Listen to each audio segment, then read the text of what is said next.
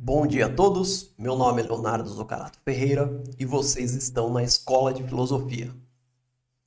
Seja bem-vindo a mais uma aula sobre a história da Grécia. Na aula de hoje, nós falaremos sobre a civilização minoica. Então essa será a primeira de uma série de aulas a respeito dessa civilização.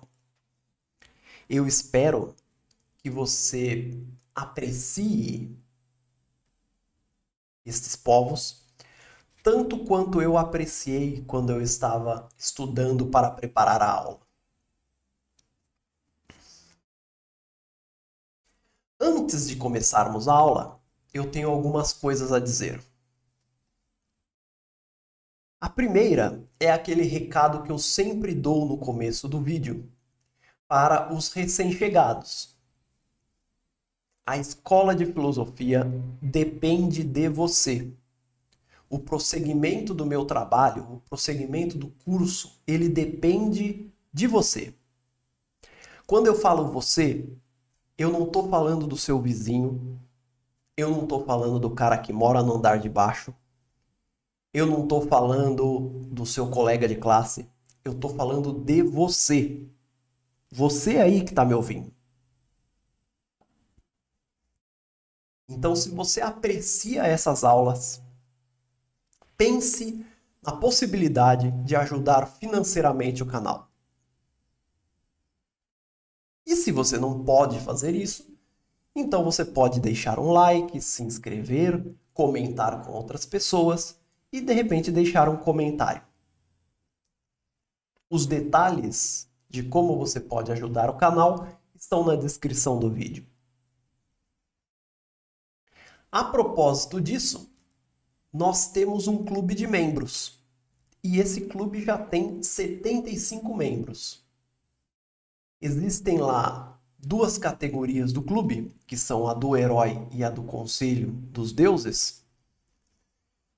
E se você integrar uma dessas categorias, você não só ganha um apelido, que eu tiro dos poemas de Homero, como também você será mencionado num dos meus vídeos. Então você poderá deixar aí o seu nome marcado na história da internet. E é o que exatamente nós vamos fazer a partir de agora. Então eu gostaria de mencionar alguns membros e vamos ver se vocês gostam dos epítetos que eu dei para eles.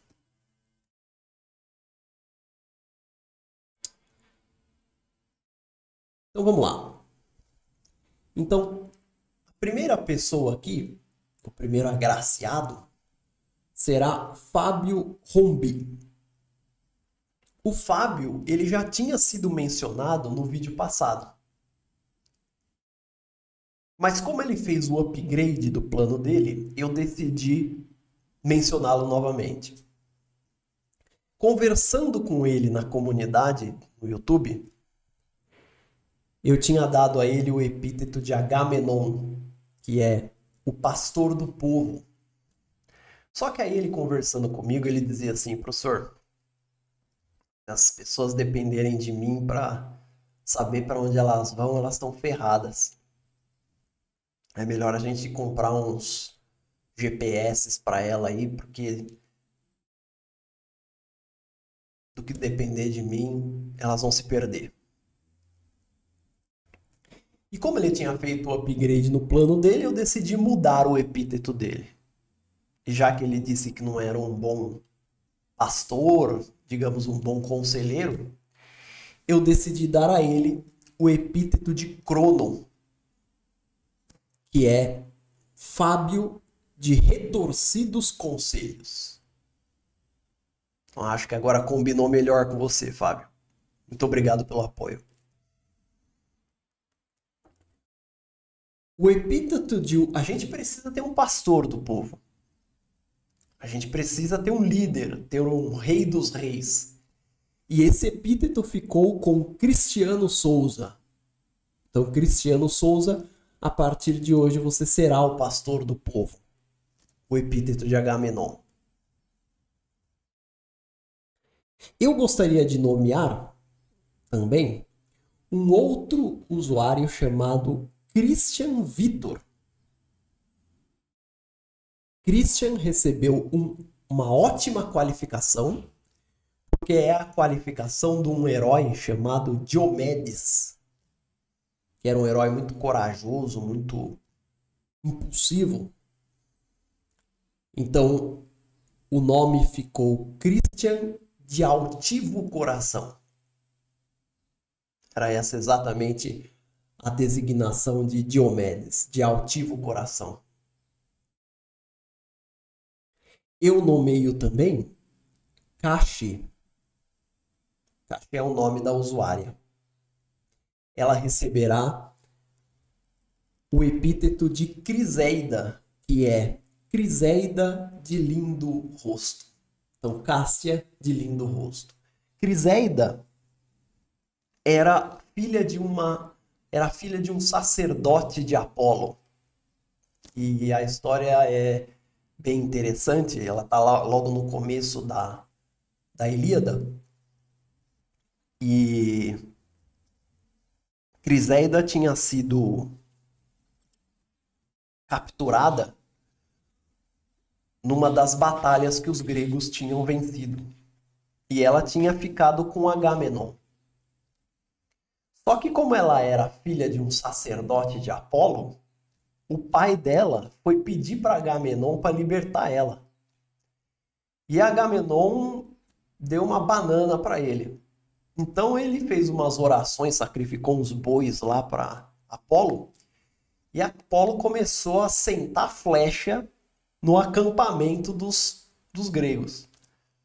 A tal ponto que Agamenon não teve escolha senão entregar Criseida ao pai e depois pegar a mulher de Aquiles, que desencadeou todo o problema entre eles. Desculpa aí, viu, Kashi? É só uma homenagem. Eu gostaria de nomear também 2 seres divinos, 2 membros do Conselho dos Deuses. O primeiro deles é Esmael Feijó, que será conhecido pelo epíteto de Ares. Ele será o possante Feijó. Ó, um epíteto com bastante testosterona. E para terminar, nomeio Eric Moraes. Então o Eric Moraes, ele mandou mensagem para mim lá no Instagram, falou umas coisas bem legais.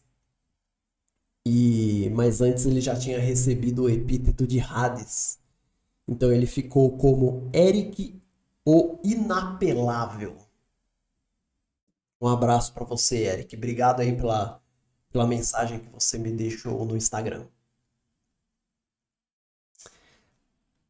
Bom, dito isso, vamos começar a aula.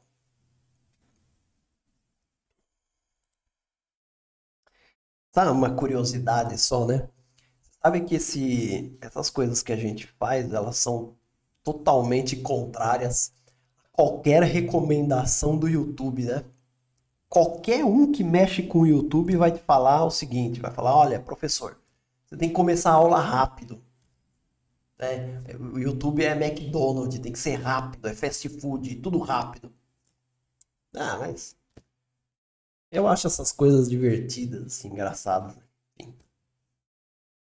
Vamos começar a nossa aula. Para começar a nossa aula, eu gostaria de pedir ajuda a Homero, o grande professor da Grécia. Eu quero que Homero descreva Creta para nós. Então ele diz assim na Odisseia, no canto 19. Uma das grandes ilhas no meio do mar, no mar tinto como vinho, é Creta. Espaçosa, rica e populosa, com suas 90 cidades e uma mistura de línguas. E uma dessas 90 é Knossos. Aqui é o lar do rei Minos. Aqui é o lar do rei Minos, a quem Zeus recebe a cada 9 anos para uma audiência privada. Essa é a descrição que Homero dá a respeito de Creta. Creta, o lar do rei Minos, o pai dos minoicos, a terra abençoada por Zeus, foi o lar da primeira grande civilização da Europa, que foram os minoicos. Os minoicos, com suas belas pinturas nas paredes, os chamados afrescos, com seus grandes palácios,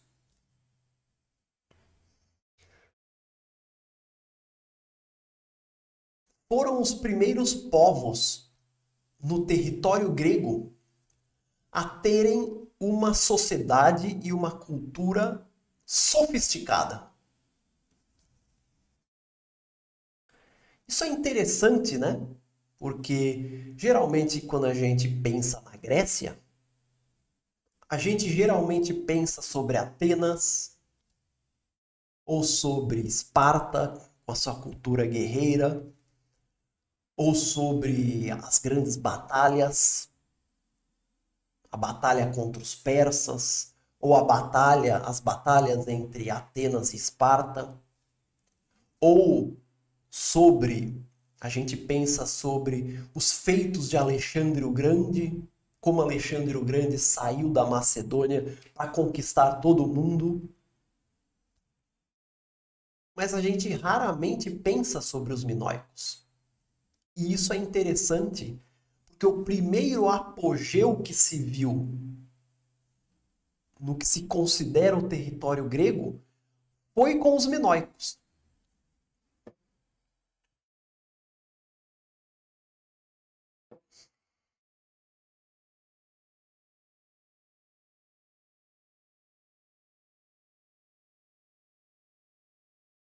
Os povos que viveram em Creta atingiram uma unidade cultural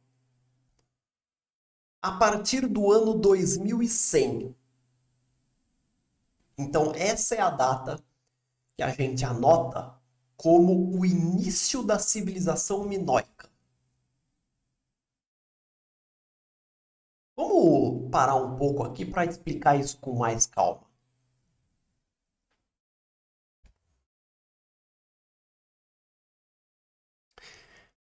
Vocês me perguntam, professor, não existiam pessoas em Creta antes de 2100? Por que a gente está dando o nome deles?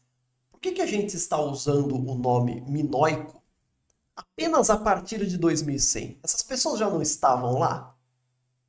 Resposta: sim.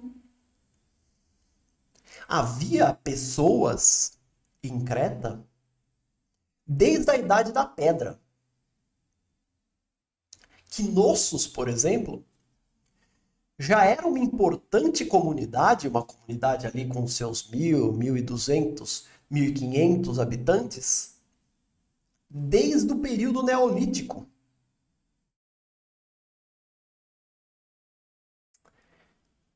Mas foi apenas a partir de 2100 que o padrão, digamos, material ou padrão de prosperidade daqueles grupos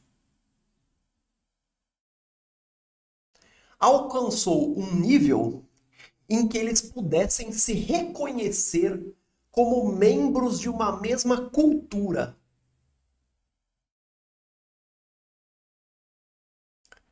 Então, especificamente, o que significa ser um membro de uma mesma cultura? Significa, por exemplo, que você fala a mesma língua. Então, em Creta, os habitantes falavam a mesma língua. Evidentemente que pode haver dialetos locais ou uma mudança ou outra, mas basicamente falavam a mesma língua.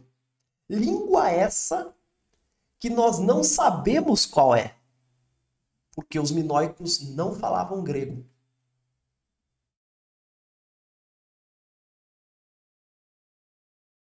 Também significa que eles tinham o mesmo sistema de escrita, que nós damos o nome de linear A.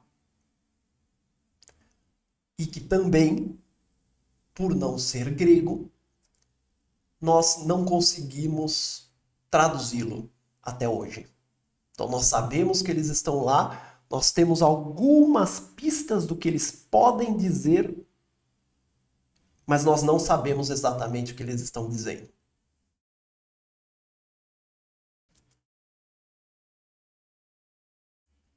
Eles tinham um mesmo estilo artístico.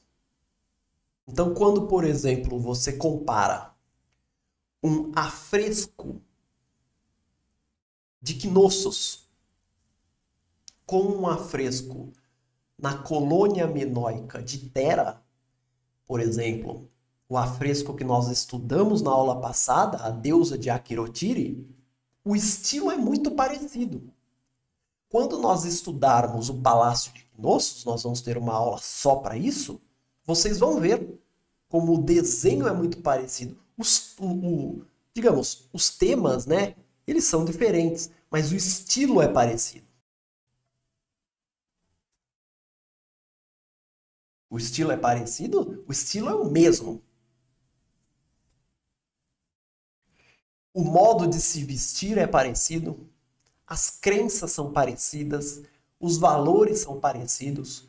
Os deuses para quem eles faziam oferendas eram parecidos. Então, isto significa unidade cultural. Um detalhe aqui é que não se confunde unidade cultural com unidade política. Embora eles tivessem unidade cultural, aconteceu entre eles a mesma coisa que aconteceu no continente grego. As cidades não se unificaram. Então não havia um país chamado Creta ou um país chamado Minoico. O que havia eram cidades relativamente independentes entre si. Não havia um grande rei para a ilha inteira. Cada uma delas tinha a sua autoridade. Embora as elites de cada cidade fossem muito parecidas, pensassem muito parecidas, pensassem de uma forma muito parecida.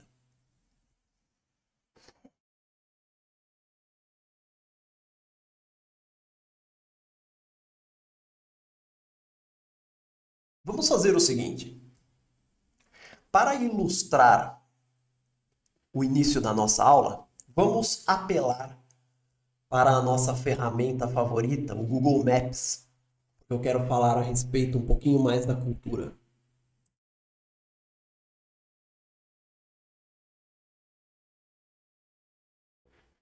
Então aqui eu tenho a Grécia. Então o que eu gostaria de dizer? Quando nós chegamos no ano 2100, no nascimento da cultura minoica,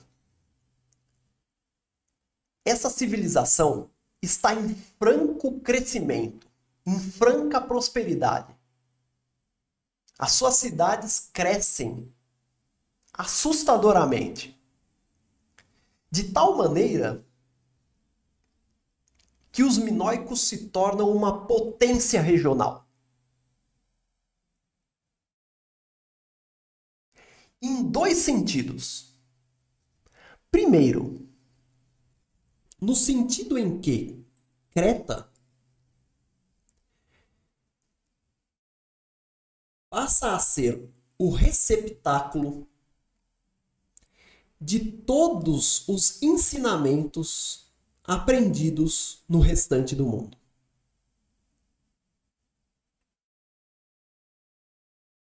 E isso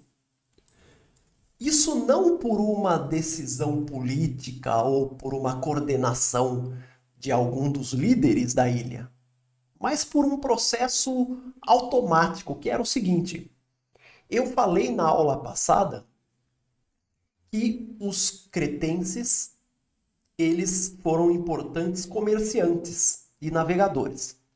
Então você quer ver como é que esse processo acontecia? Acontecia mais ou menos assim. Imagina que você fosse um comerciante em Creta. Então você era um comerciante na cidade de Knossos. Você viajaria, por exemplo, para o Levante ou para o Chipre ou para o Egito para comprar e vender as suas mercadorias, correto?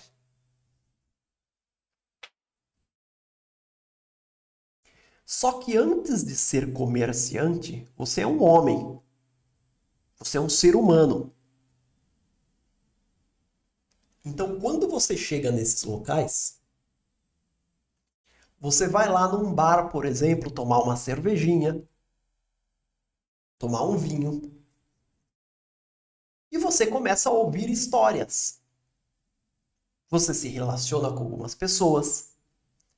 Essas pessoas contam as lendas locais. Essas pessoas te contam, do ponto de vista delas, como o mundo veio a existir. Essas pessoas te contam como eram para elas os deuses, quais eram os heróis delas, quais são as aventuras nas quais os heróis se envolveram. Além disso, e eventualmente, você aprende novas técnicas e tecnologias. E quando você volta para Creta com todo esse conhecimento, quando você volta para Creta com as suas mercadorias, você traz na bagagem esse acumulado cultural. Então foi mais ou menos dessa maneira que Creta foi o receptáculo de tudo que estava acontecendo de importante no resto do mundo e a transmissora desses conhecimentos para o resto da Grécia. Por quê? Porque como Creta era uma potência regional,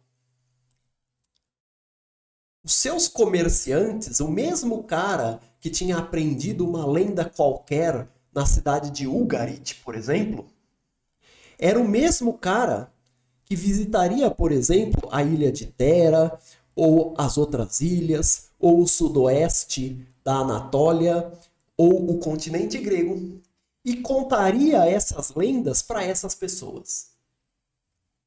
Então, dessa forma, Creta absorveu a cultura mundial e ensinou essa cultura para o restante da Grécia. Então essa foi a primeira contribuição que ela deu para a Grécia. Ao mesmo tempo, ela foi uma criadora de cultura, ela não foi apenas uma transmissora, ela teve a sua cultura própria. E ela também disseminou a sua cultura. Então, a influência de Creta logo se espalhou a partir do ano 2100 para as Ilhas Cíclades. Então, algumas dessas ilhas se tornaram colônias de Creta, como é o caso de Tera e da cidade de Aquirotiri. Algumas não foram colônias, mas foram extremamente influenciadas pela cultura minoica. Essa cultura também viajou para o sudoeste da Ásia Menor, que hoje é a Turquia, mas que na época era uma parte da Grécia. Então aqui depois nascerão cidades como Mileto, que é a cidade do primeiro filósofo da história, Tales. E a cultura minoica também chegou no continente grego, sobretudo no Peloponeso. Quando ela chegou no Peloponeso, quem ela encontrou? Ela encontrou aqueles gregos que estavam chegando no continente também. Lembra-se que eu falei deles, se eu não me engano, na aula na aula da Era do Bronze? Lembra que eu falei que no ano 2000, 2100, os gregos chegaram na Grécia? Então, eles chegaram e eles abraçaram a cultura minoica. Eles receberam a cultura minoica. Esses gregos eram os futuros micênicos. Então, uma das razões que explica o rápido crescimento da civilização micênica a partir ali do ano 1700 foi a influência minoica. Então, para resumir essa história toda, os minoicos foram os grandes professores da Grécia. E os seus mais brilhantes alunos foram os micênicos.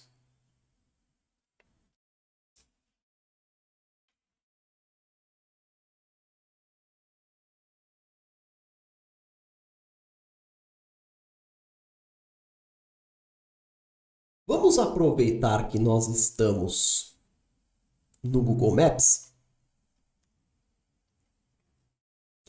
e vamos fazer uma análise mais cautelosa da ilha de Creta.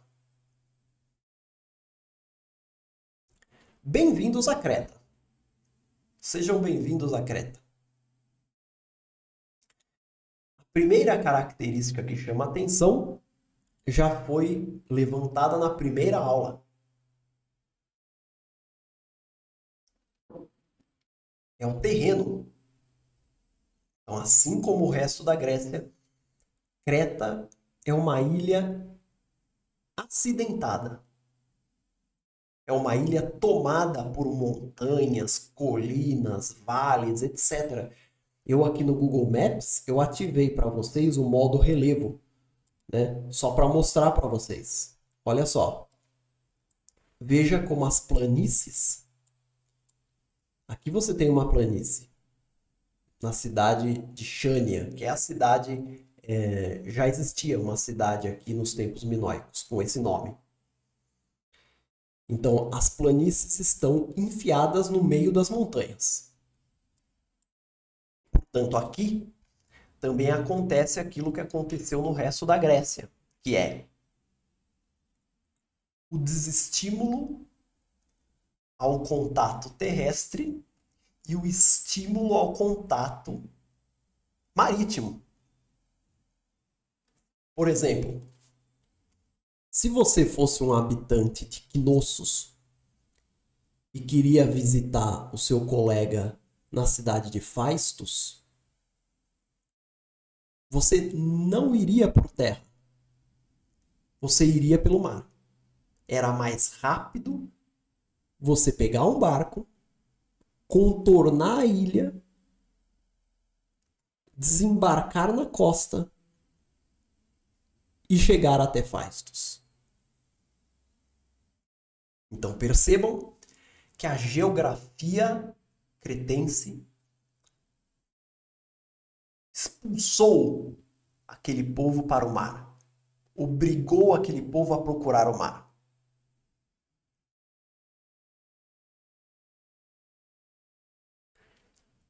Nós temos basicamente 5 grandes espaços geográficos. O primeiro é este espaço aqui, onde está a grande cidade de Knossos, onde estava a grande cidade de Knossos, que ficava bem aqui. Nós podemos, inclusive, ver os restos do grande palácio de Knossos.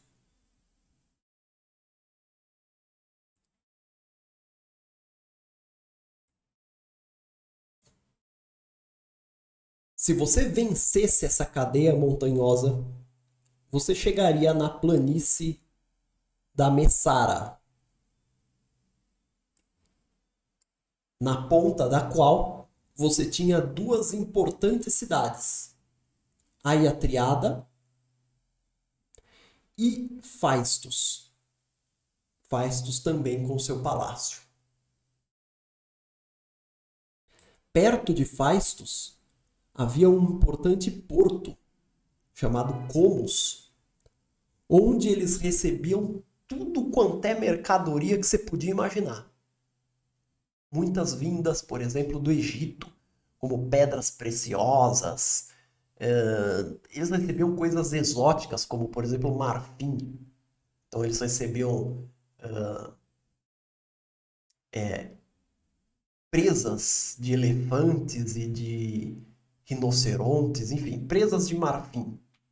Eles recebiam e fabricavam artigos de luxo com isso. Eles recebiam de tudo. Eles compravam macacos que vinham do Egito e recebiam aqui nesse porto, por exemplo.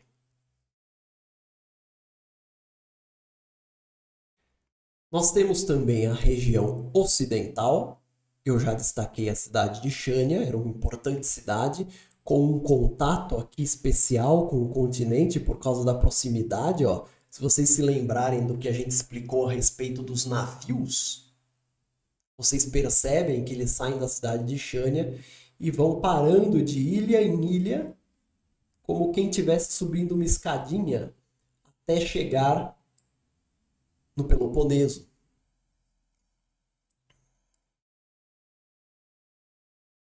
Depois, você tem uma outra cadeia montanhosa aqui, que separa a planície de Knossos dessa grande cidade que ficava aqui, que era a cidade de Malha. E havia também algumas importantes cidades nessa baía. E no extremo oriente da ilha havia uma cidade chamada Zakros, que ficava exatamente aqui. Então aqui você tem as ruínas do Palácio de Zakros. Em Zakros, uma curiosidade, eu vou deixar uma foto aqui para vocês verem. Foi encontrado um objeto que parece um vaso saído daqueles filmes do Alien, o Oitavo Passageiro lá. Eu vou deixar a foto só para vocês verem como é curiosidade. Depois a gente fala a respeito deles. Vou deixar essa expectativa aí para vocês. Depois eu explico o que ele era exatamente, mas a foto é meio assustadora, parece que saiu de um filme de terror.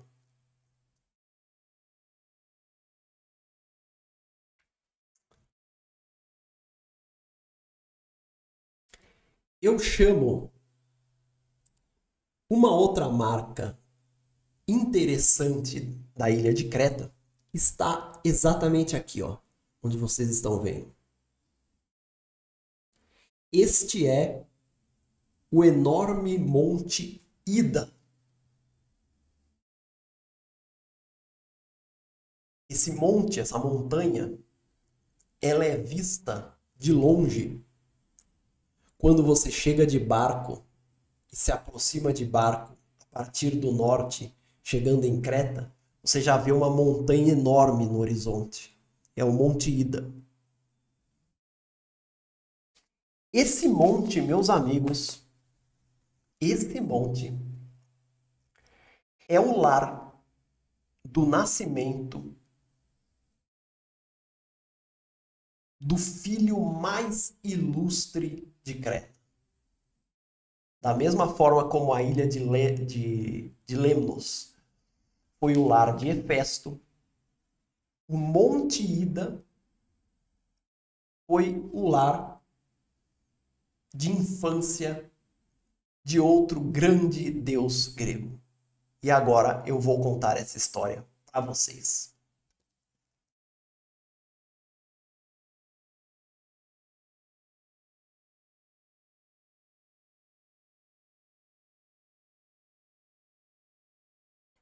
Eu começo a história, vou até beber uma água.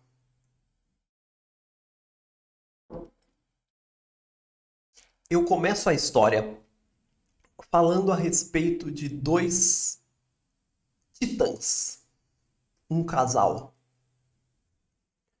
Uma moça chamada Reia e um moço chamado Crono. Crono é dito ser o deus do tempo. Mas, na verdade, a tradução do nome dele é simplesmente o Corvo. Tá bom, né?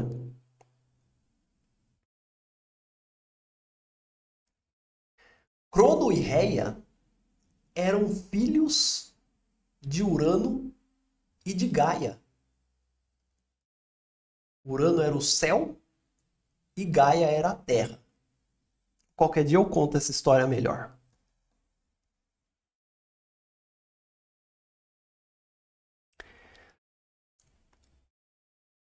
Eles eram irmãos. E ao mesmo tempo eram marido e mulher. Ou seja, o incesto aqui já estava comendo solto.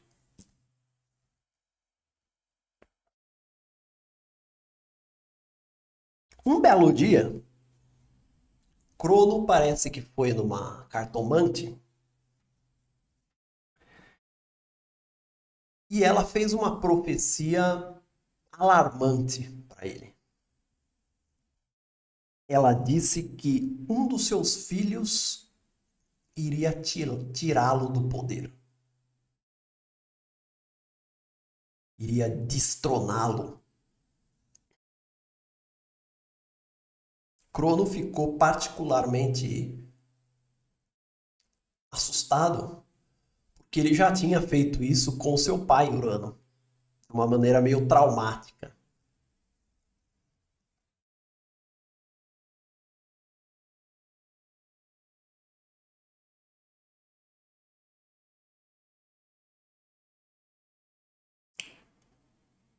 Como os deuses gregos parece que não tem muito meio termo, Crono decidiu tomar uma decisão radical. Ele decidiu o seguinte: se um filho meu vai me derrotar, nenhum filho meu vai nascer. Então Crono começou a comer os filhos dele, a engolir, a ingerir os próprios filhos. Conforme eles iam nascendo, Reia entregava o moleque para ele, o moleque ou a garota, e ele ia comendo os filhos. Né? O divertido aí é que Crono nunca pensou em simplesmente parar de fazer sexo. Parece que nunca passou pela cabeça dele essa hipótese. Falou, não, sexo eu continuo fazendo. Mas o que eu vou fazer é comer meus filhos. Comer fisicamente meus filhos. Engolir meus filhos. E assim ele fez. Então nasceu lá Poseidon, o que abala a terra. Foi comido. Nasceu. Quem nasceu? Nasceu Hera. Comida. Nasceu Deméter, a coitada da Deméter. Vocês lembram que eu contei a respeito dela, né? Da filha dela? Pô, comida.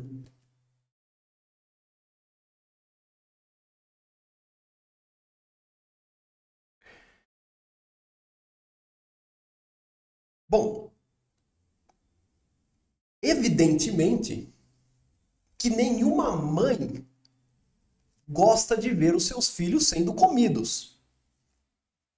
Então Reia começou a ficar de saco cheio daquela situação. E ela se queixava com todo mundo. E evidentemente que se queixava com os pais também dela, Urano e Gaia.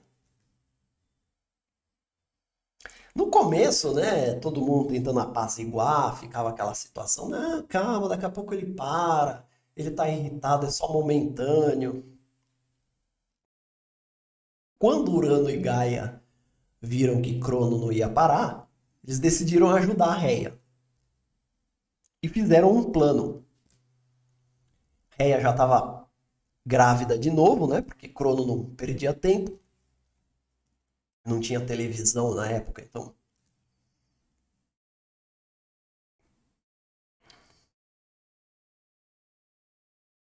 E aí Gaia combinou o seguinte com seus pais.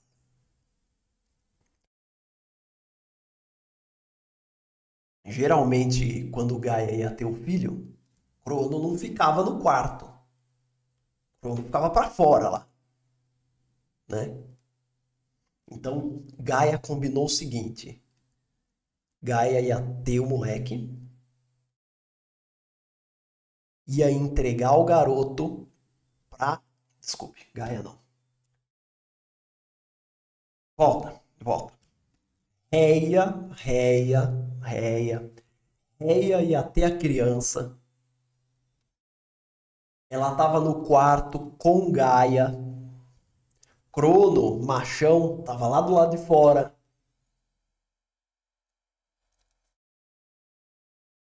E Reia, quando tivesse a criança, ia pegar o moleque e entregar para Gaia. E Gaia ia esconder o moleque. E no lugar da criança, eles iam entregar qualquer outra coisa para Crono. Esse era o plano.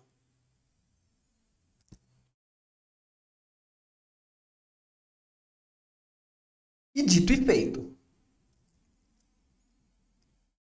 Reia teve o filho e Reia decidiu entregar para Crono, como se fosse o filho, uma pedra.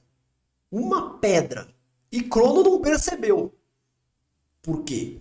Porque ela enrolou um pano na pedra. Para proteger a criança, certo?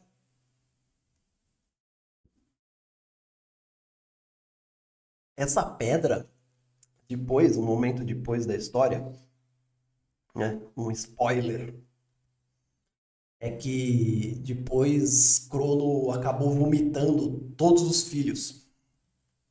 E o primeiro que ele vomitou foi a pedra. Alguém pegou essa pedra e botou no santuário de Delfos. E ela parece que foi encontrada e agora está num museu aí. Eu vou deixar uma foto dela aí, para vocês verem. É a pedra que foi engolida por Cronos. Isso foi encontrado. Então é óbvio que essa história é verdadeira.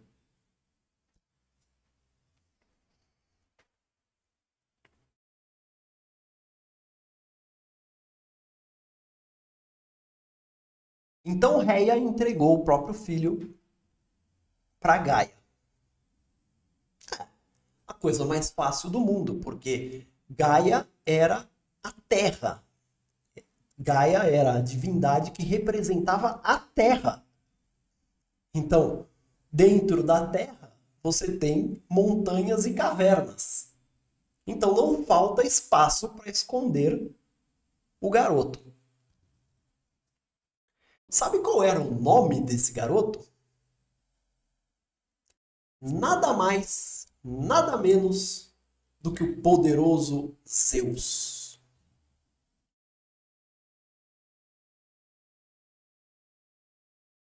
Então Gaia saiu de fininho, escondida, pulou a janela e levou Zeus aonde ela achava que Crono não procuraria. no Monte Ida, em Creta. Então, se você for para Creta hoje, você pode visitar uma caverna lá, que eles dizem que foi o local onde Zeus viveu no começo da vida dele. Provavelmente é verdade.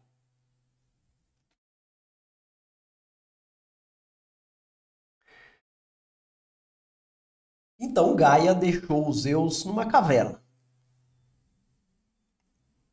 E aí tem dois detalhes assim fantásticos, né?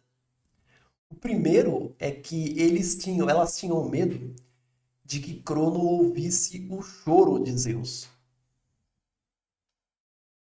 Então, o que eles fizeram? O que elas fizeram? Reia tinha uns filhos chamados Curetes, que eram uns soldados que tinham uns escudos enormes, umas lanças e não sei o quê. E ela mandou esses caras ficarem do lado do berço de Zeus. Para quê? Para protegê-lo de alguma fera? Não.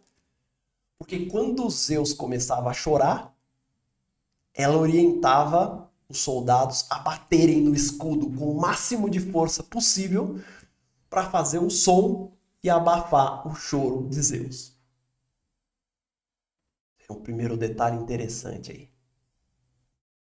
Um outro detalhe é que foi dado a Zeus uma cabra para amamentá-lo. Não foi Reia que amamentou a Zeus e nem Gaia que amamentou a Zeus. Elas arrumaram uma cabra que não era uma cabra qualquer, era uma cabra super-herói lá, uma cabra Avengers, assim, era uma cabra divina, mítica, super poderosa. O poder dela era que o leite dela era super nutritivo, né?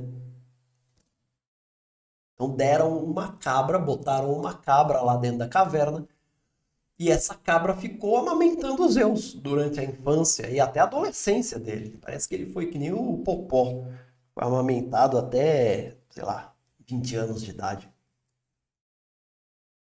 Essa cabra se chamava Amalteia.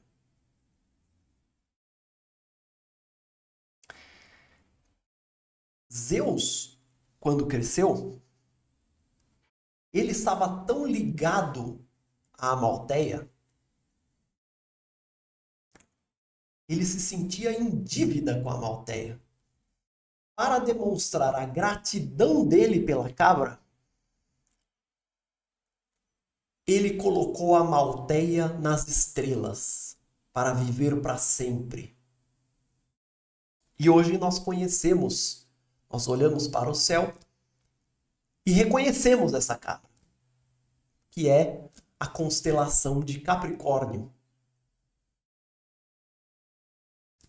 Se você não sabia por que essa constelação está aí, é por causa disso. E se você é de Capricórnio, é do signo de Capricórnio, sinta-se homenageado aí, porque você fez um grande bem para a humanidade. E assim, Zeus cresceu. Zeus vivia ali com aqueles fazendeiros de Creta.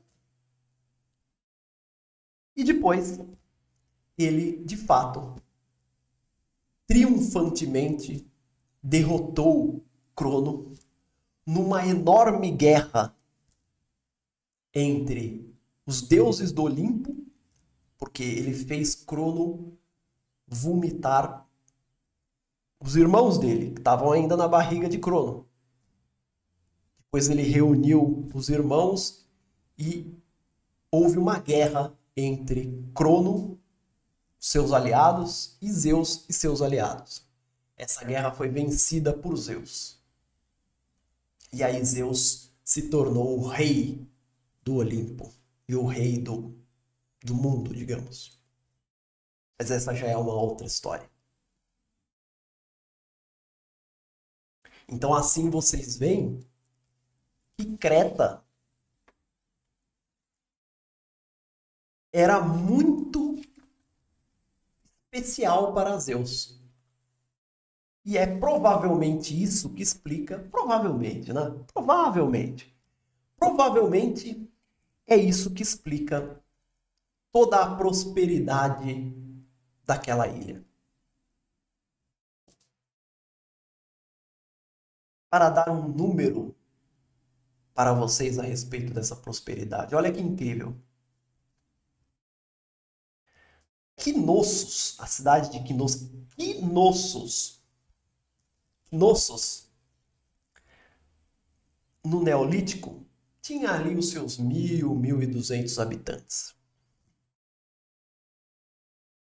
No ano 1900, esse número já oscilava entre 2.500 e 6.000 habitantes. E no ano 1700, esse número já tinha pulado para algo entre 10.000 e 24.000 habitantes. Quer dizer, num período de 200 anos, aumentou em 5 a 10 vezes o tamanho da população.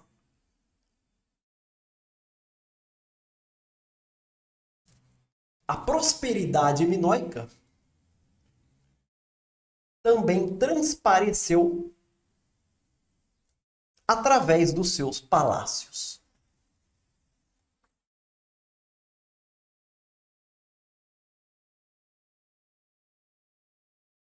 Os palácios, apenas vamos fazer aqui um retrospecto temporal dos palácios. A gente depois vai dar uma aula apenas sobre o Palácio de Knossos.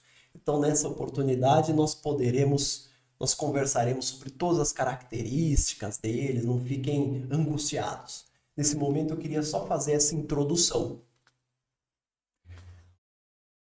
Os palácios minoicos, eles foram construídos por volta do ano 1900, tá? Os primeiros palácios. Nas maiores cidades, muitas das quais a gente já mencionou, na cidade de Phaistos, na cidade de Knossos, na cidade de Zacros, na cidade de Malha. Em 1700, esses palácios foram destruídos. E a gente não sabe por quê. Existem algumas hipóteses, por exemplo. Tem gente que diz que esses palácios foram destruídos por causa da erupção do vulcão de Tera, que nós estudamos na aula a respeito das Cíclades. A gente viu naquela aula que a erupção provocou uma enorme onda, um tsunami, e esse tsunami chegou em Creta. Algumas pessoas dizem que ele destruiu os palácios. O fato é que os palácios em 1700 foram destruídos. E agora, algumas pessoas estão dizendo que foram destruídas por causa do tsunami que veio de Tera. Essa hipótese não é muito correta. Por quê?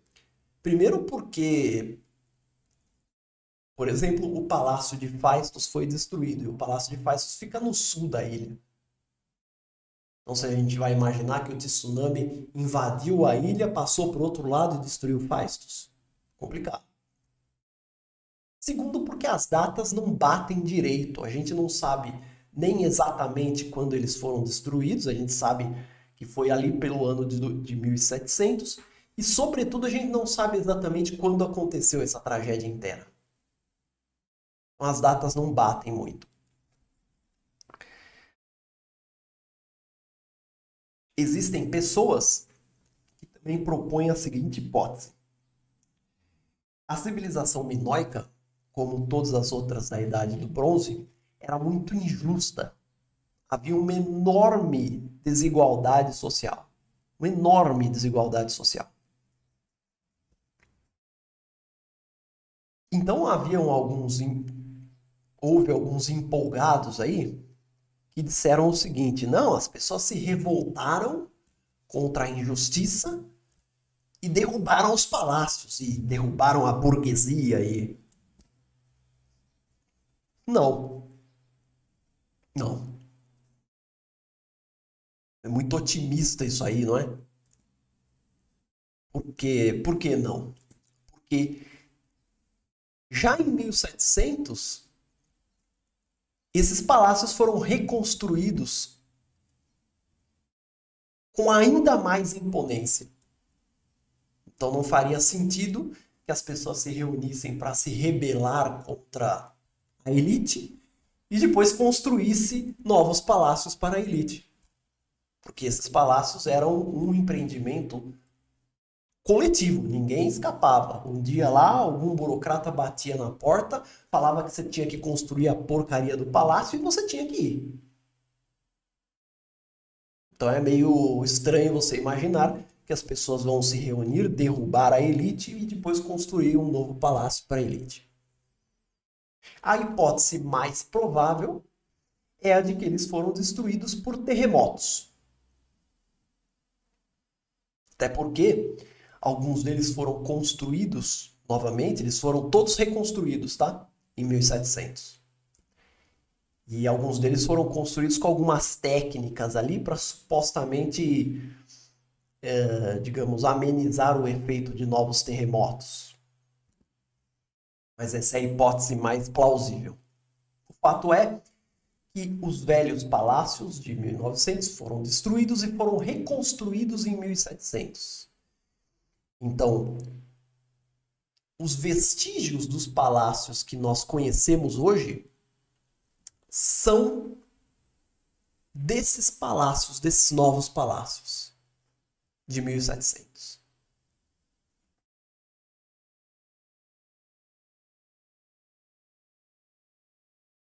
Em 1450,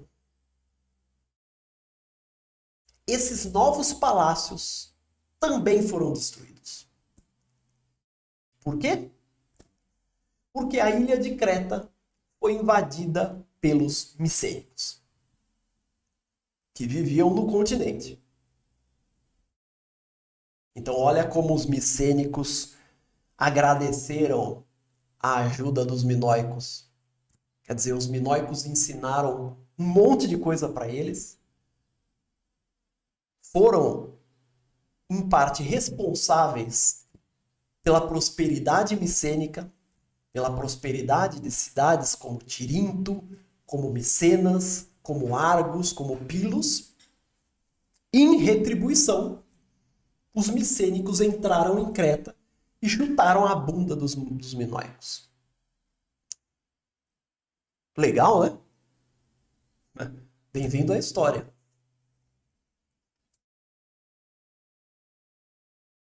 Quando os micênicos entram em Creta e destroem os palácios, eles deixam um palácio intacto, que é o Palácio de Knossos, que eles passam a usar para administrar o resto da ilha. Mas esse é o momento em que marca o fim da civilização minoica. Então a civilização minoica acaba quando Creta é invadida pela civilização micênica.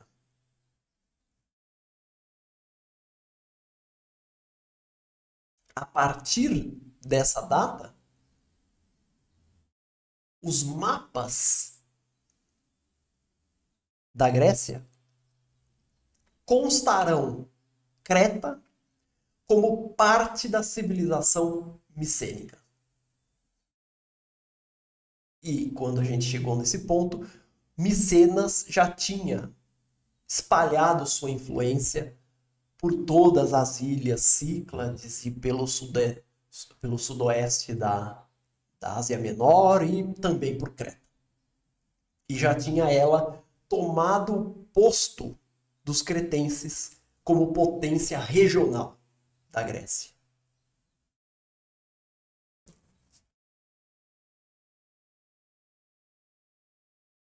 Em Creta, isso não durou muito. Por quê? Porque em 1375, os micênicos põem o rabinho entre as pernas e picam a mula de Creta. Caem fora de Creta, saem de Creta, são corridos de Creta. Os micênicos são expulsos ou abandonam ou saem de Creta. Em 1375, os micênicos destroem o palácio de Knossos e abandonam Creta. Por quê? Ninguém sabe. Esse é um dos mistérios do período. Tem gente que diz assim, a população local, que ainda era minoica, né? A elite já tinha sido derrotada, mas a população ainda era minoica. A população se revoltou contra o domínio micênico e a presença deles na ilha ficou tão insustentável que eles preferiram simplesmente destruir Knossos e ir embora. Mais ou menos como fizeram, sei lá, como aconteceu com a Inglaterra na Índia, né? Que Gandhi tocou o poder de uma tal forma que começou a não valer mais a pena os ingleses ficarem na Índia e eles saíram. Pode ser que o mesmo tenha acontecido aqui em Creta. Ou pode ser que os micênicos tivessem assuntos mais urgentes para resolver nas suas cidades. Porque talvez eles já tivessem sofrendo efeitos do que seria, a partir ali do ano 1200, 1100, o fim da Era do Bronze. Um assunto que nós vamos tratar muito adiante. Mas esse foi um rápido cronograma do que aconteceu com os palácios minoicos.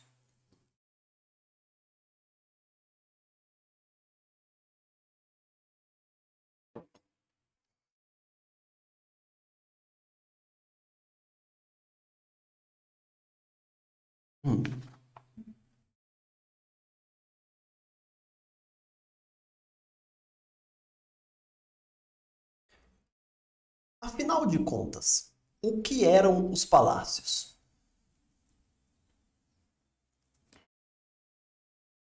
Os palácios eram, primeiro, espaços de poder político.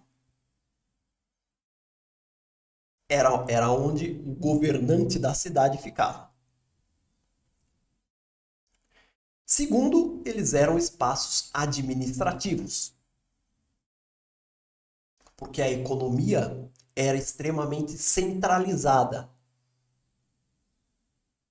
Não com todas as mercadorias, mas aquelas mercadorias que tinham um valor, por exemplo, de exportação ou um valor de luxo, a produção delas e o comércio delas era controlado pelos palácios. Então, os palácios, por exemplo, nunca se interessaram com a pesca. Afinal de contas, a pesca pode ser feita em qualquer lugar e não tem grande valor de exportação. Pelo menos na época não tinha. Mas quanto à produção de tecido, ou de azeite, ou de cerâmica, e sobretudo de metais, o palácio tinha grande interesse. Então ele controlava do início ao fim a cadeia produtiva disso aí, e inclusive o comércio. Então o palácio era um lugar onde você administrava tudo isso, recolhia esses produtos, cobrava taxas, impostos da população em forma de mercadoria. Então as pessoas tinham que dar um percentual da produção delas. E eventualmente até usava essas taxas para pagar, por exemplo, funcionários, pagar pessoas. Mas o que os palácios eram, acima de tudo, era um espaço religioso. Acima disso, e antes de mais nada, os palácios eram grandes templos. Essa é uma coisa interessante, porque cidades minoicas não têm templos. Não é como nas cidades da Grécia arcaica, que você encontra templos. Templo para Hera, templo para Apolo, templo para Dionísio. Entre os cretenses não havia templos. O local de cerimônias religiosas deles eram as tumbas, eram alguns santuários que existiam em cavernas ou em montanhas, e eram nos palácios. E por isso, nós temos que falar sobre a religião minoica.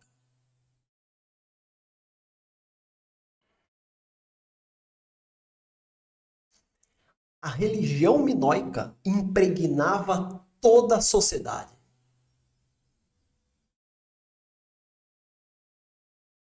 A sociedade minoica era indivisível da sua religião.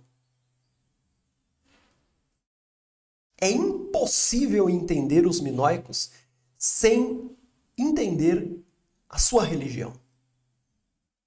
Sem entender que a religião é a parte fundamental da sua formação, da vida das pessoas, do cotidiano das pessoas, e é o fundamento do poder da sua elite.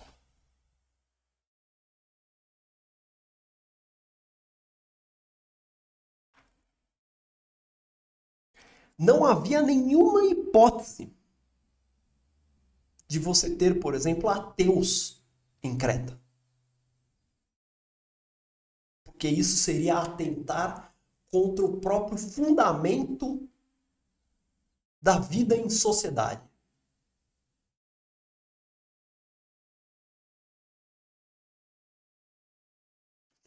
A religião minoica girava em torno de 3 temas centrais. 1. O poder dos mortos sobre os vivos. Eles achavam que os antepassados tinham de fato condições de interferir na vida cotidiana. Para fazer uma brincadeira conosco,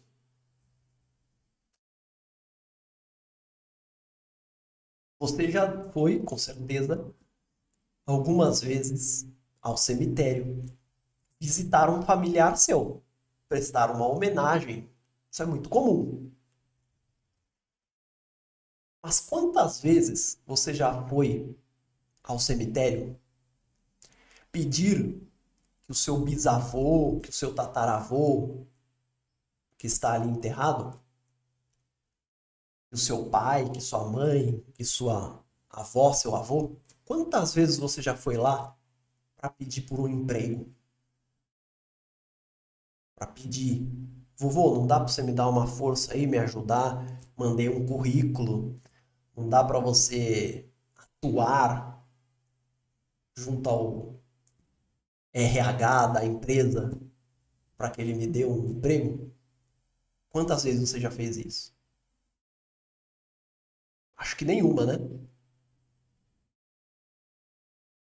Você homenageia os seus antepassados, mas você não acredita que ele tem força no mundo real. Os cretenses achavam. E, portanto, eles cultuavam os mortos como se fossem semideuses, divindades intermediárias ou qualquer coisa assim. Ou demônios, por exemplo.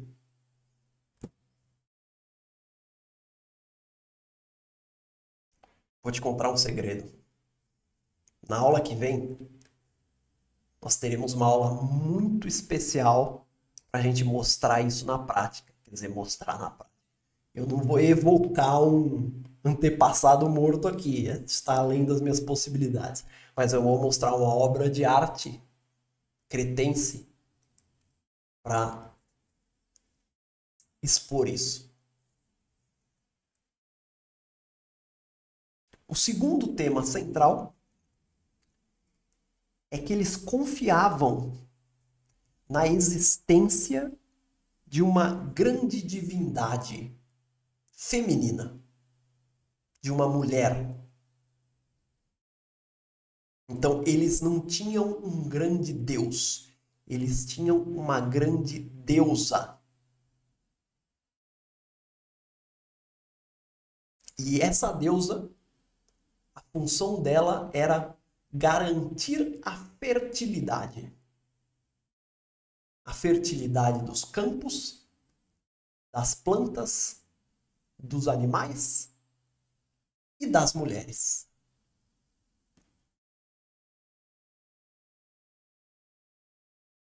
E o terceiro tema principal, o terceiro tema central, era a crença de que essa divindade, de que as forças divinas controlavam o ciclo da natureza. O ciclo da vida e da morte, o ciclo do nascimento e do decaimento, o ciclo das estações, e que no fundo isso era tudo a mesma coisa. Então a gente tem aqui a primavera, onde você planta, o verão, onde você colhe, e o inverno, que é a estação da infertilidade. Depois você tem a semente, primavera. A planta, verão. E a terra infértil no inverno. E ao mesmo tempo você tem a criança como a semente da natureza. A mulher adulta, que era a mulher fértil, pronta para dar filhos. E a velha, que era a mulher infértil. Todo esse ciclo natural é supervisionado por uma grande deusa. E nós já vimos o rosto dessa grande deusa. E eu vou deixar esse rosto aqui na imagem.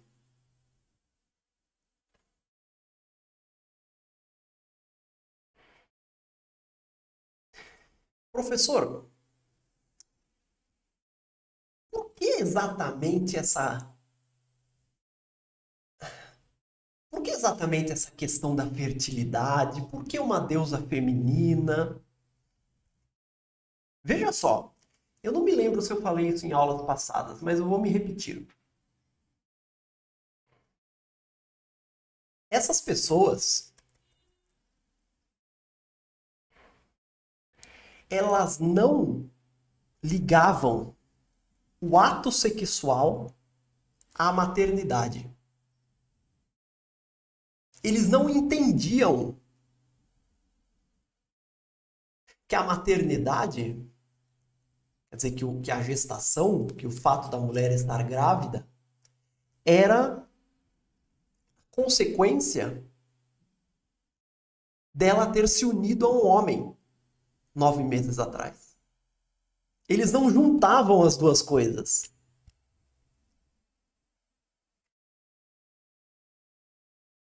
Portanto, a mulher ficava grávida como uma bênção divina, como um ato de Deus. Da mesma maneira como uma espiga nascia de uma planta, aparentemente de maneira não controlada,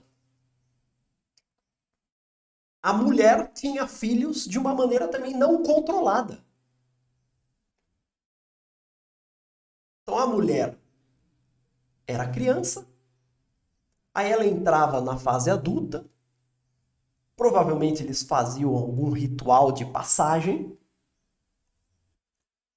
e quando ela se tornava uma adulta, eles ficavam esperando que ela começasse a dar filhos. Ela se juntava, evidentemente, com homens, claro, né? Mas eles esperavam simplesmente que ela desse filhos porque eles não ligavam o sexo à gestação.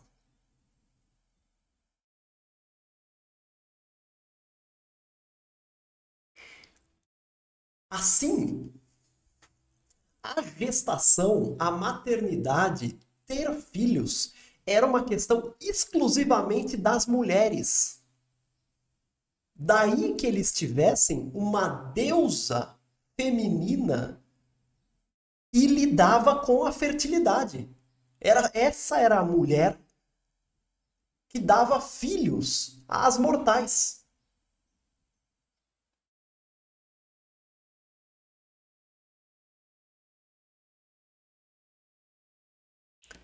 E o curioso é que quando na Grécia eles começaram. Olha que coisa interessante isso. Se a sua mente não pira com essas coisas, eu não sei com que pira.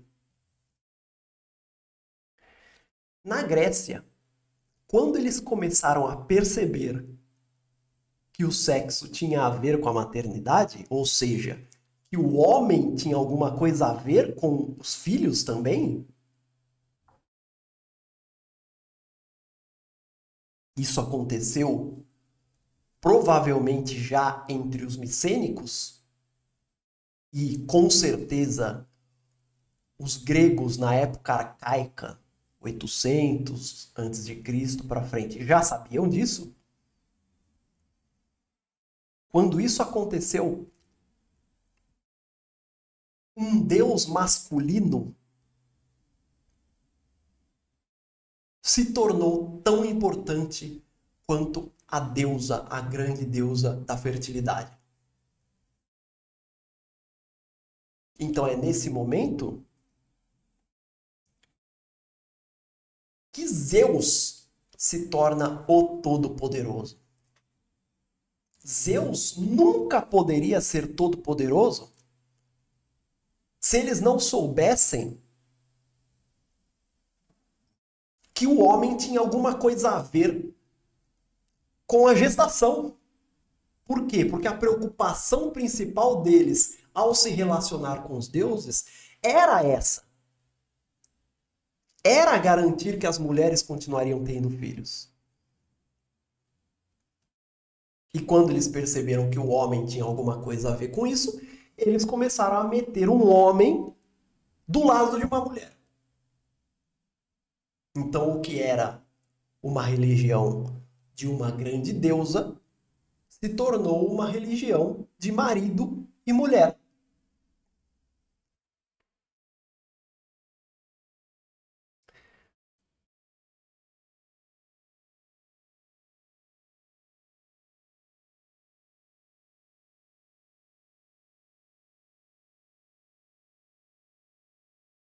E agora vem.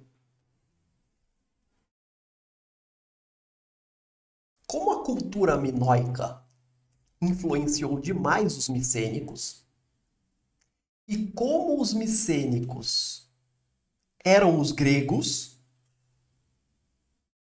e foram os antepassados dos gregos históricos, dos gregos clássicos, dos gregos arcaicos, por meio dos quais nós conhecemos os deuses gregos?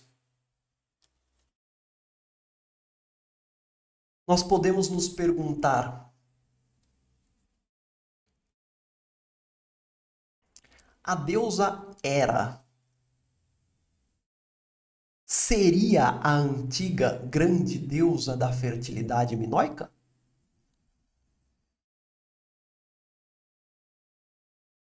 Porque é exatamente o que ela faz ao lado de Zeus.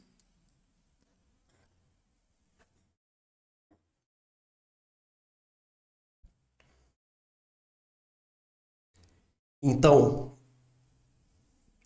enquanto os micênicos estavam derrotando militarmente os minoicos, provavelmente os minoicos deixaram essa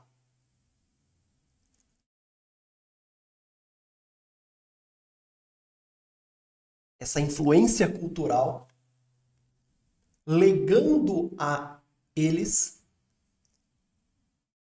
a grande deusa da fertilidade. E por intermédio dos micênicos, depois o mundo grego ressuscitou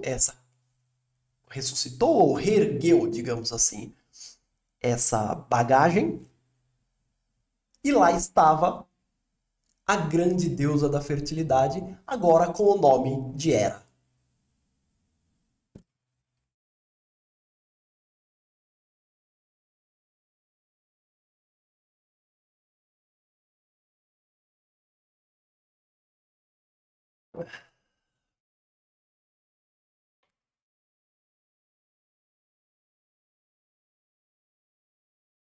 A religião minoica foi o fundamento do poder da elite minoica.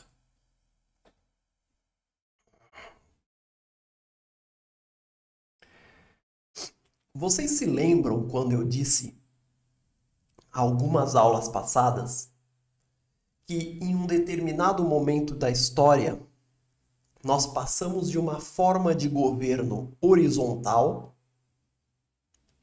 onde os líderes tinham pouquíssima autoridade e não havia um governo permanente, para uma forma de governo vertical. Com o crescimento das cidades, então um grupo já adquiriu o direito de falar em nome de todos. Vocês se lembram dessa aula? E que o motivo que pode ter levado um grupo a governar e outro grupo a ser governado variava conforme o local. Eu até dei um exemplo na época de um pastor, de como isso poderia ter ocorrido. No caso minoico, a elite minoica foi aquela cujos antepassados tinham o direito de prestar o culto. Ou seja, o fundamento da distinção social entre os minoicos era religioso. Num passado remoto, ali no Neolítico, quando as sociedades em Creta ainda eram pouco desenvolvidas, havia um ou alguns indivíduos em cada comunidade cujo papel era prestar o culto, cujo papel era intermediar a relação entre homens e deuses.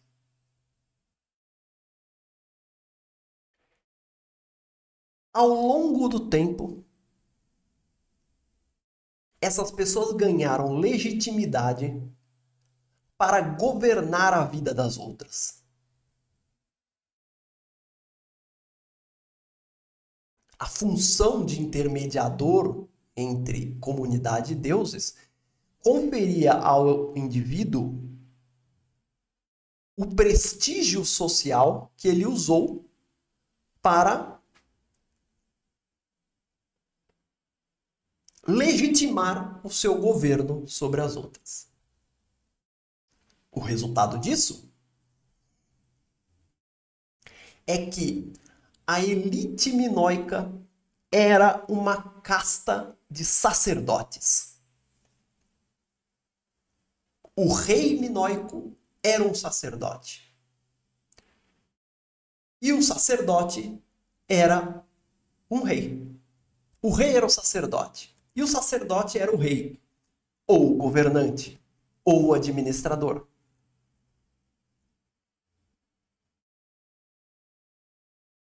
A elite cretense era uma elite de sacerdotes. E a legitimidade de você ser um homem de Deus, ou da deusa, no caso, deu a essa elite a autoridade para controlar o comércio, controlar a agricultura e para controlar um sistema que basicamente contribuía para os seus privilégios.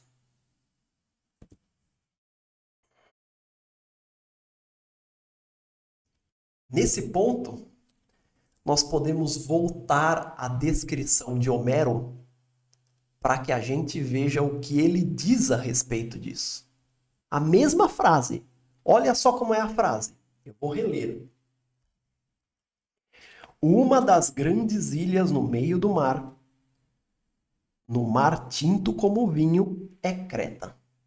Espaçosa, rica, populosa, com suas 90 cidades e uma mistura de línguas. E um desses 90 povoados é Knossos. Aí vem, preste atenção. Aqui é o lar do rei Minos, a quem Zeus recebe a cada 9 anos para uma audiência privada. Veja só o que Homero está dizendo. Quer dizer, vamos só deixar claro uma coisa. Homero está escrevendo isso no ano 800. Os minoicos viveram muito tempo antes. Mas isso pode muito bem ser uma lembrança remota do papel que efetivamente cumpria o rei das cidades, por exemplo, da cidade de Knossos. Ele diz, o rei Minos, veja bem, ele não diz que o rei Minos era o melhor caçador. Ele não diz que o rei Minos era o guerreiro mais corajoso. Ele não diz que o rei Minos era um comerciante, era sei lá, um inventor, que era o Bill Gates. Ele não diz nada disso. Ele diz que o rei Minos é recebido por Zeus em audiência privada.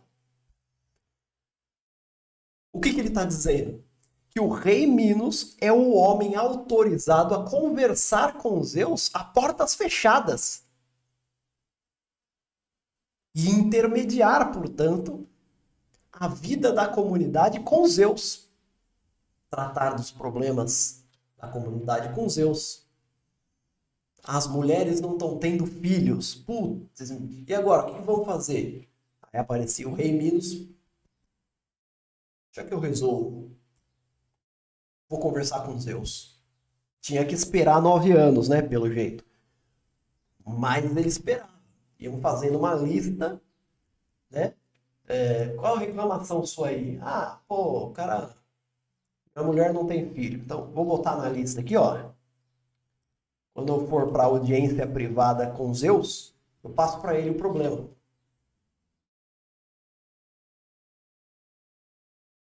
É claro que o Zeus aqui foi uma intromissão da cultura da Grécia arcaica à cultura minoica, porque os minoicos não conheciam Zeus. Os minoicos só foram conhecer Zeus quando os micênicos invadiram eles. Os micênicos, sim, já usavam essa palavra Zeus. Os minoicos, não. Então, quando ele fala que o rei Minos era recebido por Zeus, ele está embutindo aí a cabeça dele na cultura minoica. Seja como for, isso pode ser uma memória coletiva que tenha chegado desde os tempos da Era do Bronze até Homero a respeito do fundamento do governo em Creta, das cidades em Creta.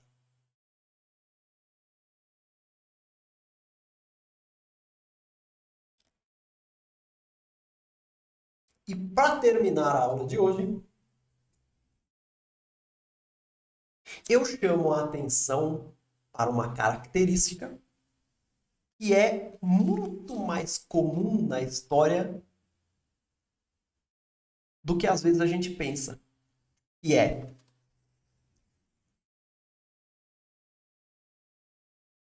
a separação entre igreja e Estado é um fenômeno contemporâneo. E é um fenômeno que não só a civilização cretense não conhecia, como também os micênicos não conheciam, como também os egípcios não conheciam, os outros povos não conheciam, e depois, ao longo da história, isso vai embora. A ponto da gente ter, por exemplo, na história moderna, aqueles reis que se diziam deuses, não tinha? Se diziam representantes de deuses, poder divino e o caramba quatro. Então, aqui, o sacerdote e o governante são a mesma pessoa. E abaixo do governante, abaixo do rei de cada cidade minoica, tinha uma elite de sacerdotes que ocupavam as funções intermediárias de governo. Sacerdote que trabalhava no arquivo, sacerdote que trabalhava num centro administrativo local, etc, etc, etc. Beleza? Então é isso aí. Bom, eu espero que vocês tenham gostado da aula. Na próxima aula nós teremos uma aula muito especial. Eu estou muito ansioso para essa aula. Eu acho que vai ser uma aula muito interessante. Eu espero que vocês gostem dela também. Muito obrigado a todos, muito obrigado aos membros do canal, muito obrigado a todos aqueles que têm feito doações, que têm apoiado o projeto, feito comentários, deixado o like, sendo tão carinhosos. E a gente se vê na próxima aula. Muito obrigado, até mais.